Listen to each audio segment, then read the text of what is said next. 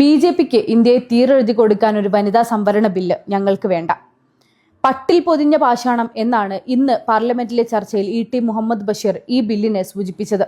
2024 പൊതു തിരഞ്ഞെടുപ്പിന് തൊട്ടു മുൻപായിക്കൊണ്ടാണ് 2023 ബി.ജെ.പി ഗവൺമെന്റ് വനിതാ സംവരണ ബില്ല് അവതരിപ്പിക്കുന്നത്. പ്രതിപക്ഷ ഭരണകക്ഷി ഭേദമില്ലാതെ എല്ലാവരും ഒരുപോലെ അംഗീകരിച്ചൊരു ബില്ലായിരുന്നു അത്. കാരണം ഇന്ത്യയിൽ 33% സംവരണം നിയമസഭയിലേക്കും പാർലമെന്റിലേക്കും സ്ത്രീകൾക്ക് ഉണ്ടാവുക എന്ന് പറയുന്നത് നിർബന്ധമുള്ളൊരു കാര്യമാണ്. അതാരും വകവെച്ചു തരേണ്ട ഔദാര്യമൊന്നുമല്ല, അത് ഇന്ത്യയിലെ സ്ത്രീകളുടെ അവകാശവുമാണ്. പക്ഷെ അന്നേ രാഹുൽ ഗാന്ധി പറഞ്ഞൊരു കാര്യം ഉണ്ടായിരുന്നു, അത് നിങ്ങൾക്ക് ഇന്ന് നടപ്പിലാക്കാമെന്ന്. ബി.ജെ.പി പക്ഷെ അജണ്ട ഒളിപ്പിച്ചു. കുറച്ചുകൂടി കഴിയട്ടെ, പുതിയ സെൻസസ് വരികയും അതിന്റെ ശേഷം ഉണ്ടാവുന്ന ഡീലിമിറ്റേഷൻ വരികയും ചെയ്തതിന് ശേഷം മാത്രം ഈ സംവരണ ബില്ല് നടപ്പിലാക്കാമെന്ന്. ഇപ്പോൾ കുറച്ചുകൂടി കാര്യങ്ങൾ വ്യക്തമായിരിക്കുന്നു. ഇന്നലെ രാത്രിയാണ് പാർലമെന്റിലെ എം.പിമാർക്ക് ഇന്ന് അവതരിപ്പിക്കാൻ പോകുന്ന ഡീലിമിറ്റേഷനെ പറ്റി നോട്ടീസ് ലഭിക്കുന്നത്. ആ ഡീലിമിറ്റേഷൻ വളരെ അപകടകാരിയാണ്. ഇന്ത്യയുടെ ഭാവിയെ നിർണായകമായി തീരുമാനിക്കാൻ സാധിക്കുന്ന ഒരു ബില്ല് തന്നെയാണിത്. ബി.ജെ.പിയുടെ അധികാരം എക്കാലത്തേക്കും ഉറപ്പിക്കുക എന്നതിന് വേണ്ടി മാത്രം ഇന്ത്യയുടെ ഒരു പൊളിറ്റിക്കൽ റെപ്രസെന്റേഷനെ മാറ്റിവരക്കാവുന്ന ഒരു ബില്ലാണിത്. ഇന്ത്യയിൽ സദേൺ ഇന്ത്യയാണ് ബി.ജെ.പിക്ക് ഭീഷണിയാവുന്ന പ്രതിപക്ഷമുള്ള ഒരേ ഒരു പ്രദേശം എന്ന് പറയുന്നത്.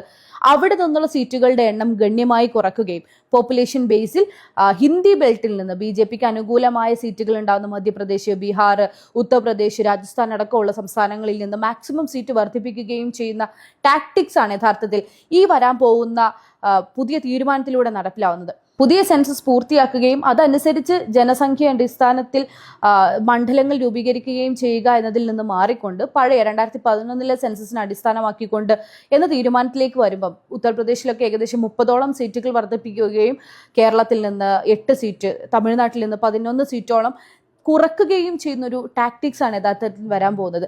ജെറിമാൻഡറിംഗ് എന്ന് പറയുന്ന ഒരു പ്രയോഗമുണ്ട് പൊളിറ്റിക്സിൽ. പൊളിറ്റിക്കൽ പവറിന് വേണ്ടി ഇലക്ടോറൽ പൊളിറ്റിക്സിനെ മിസ്യൂസ് ചെയ്യുന്ന ഒരു കോൺസെപ്റ്റിനെയാണ് ജെറിമാൻഡറിംഗ് എന്ന് പറയുന്നത്. ബി.ജെ.പി യഥാർത്ഥത്തിൽ ഇന്ത്യയിലെ ഇലക്ടോറൽ പൊളിറ്റിക്സിനെ മിസ്യൂസ് ചെയ്യുന്ന ഒരു പ്രവർത്തനമാണ് ഈ മണ്ഡല പുനർരൂപീകരണത്തിലൂടെ ഇപ്പോൾ നടത്താൻ ശ്രമിക്കുന്നത്. ഇത് വനിതകൾക്ക് വേണ്ടിയുള്ള ജസ്റ്റിസിന്, നീതിക്ക് വേണ്ടിയുള്ള ഒരു മുന്നോട്ട് പോക്കാണ് എന്ന് വിശ്വസിക്കാൻ ഏറ്റവും ബേസിക് കോമൺ സെൻസ് ഉള്ളവന് വരെ പ്രയാസമാണ്. ഇത് ബി.ജെ.പിയുടെ ഇന്ത്യയിലെ അധികാരം ഉറപ്പിക്കൽ പ്രക്രിയ മാത്രമാണ്.